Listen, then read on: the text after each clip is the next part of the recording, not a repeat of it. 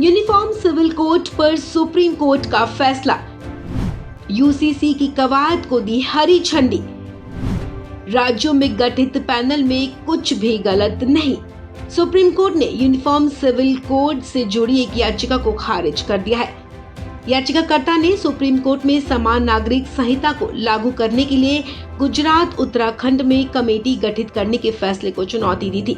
याचिका पर सुनवाई के दौरान सीजेआई जस्टिस डीवाई चंद्रचूड़ की अध्यक्षता वाली बेंच ने याचिका को खारिज कर दिया है। सुप्रीम कोर्ट ने कहा कि कमेटियां बनाने में कुछ भी गलत नहीं है। समान नागरिक संहिता को लागू करने से पहले उससे जुड़े हर पहलू पर विचार करने के लिए कमेटी गठित की गई है।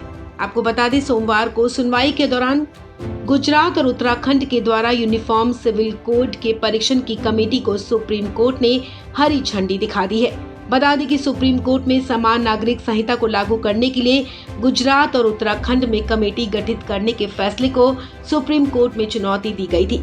याचिका पर सीजेआई जस्टिस डीवाई चंद्रचूड़ की पीठ ने सोमवार को सुनवाई की। सीजेआई जस्टिस चंद्रचूड़ ने याचिकाकर्ता के वकील से पूछा कि इसमें गलत क्या है।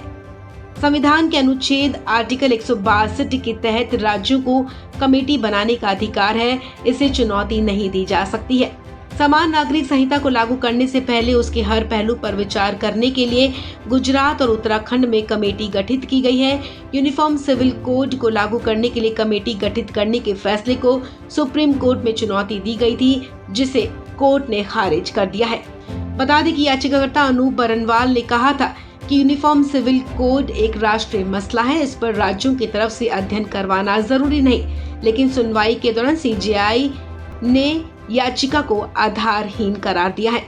लंबे समय से बीजेपी के प्रमुख चुनावी मुद्दों में राम जन्मभूमि पर भव्य राम मंदिर का निर्माण, जम्मू कश्मीर में आर्टिकल 370 की समाप्ति के अलावा देश में यूनिफॉर्म सिविल कोड लागू करना शामिल रहा है।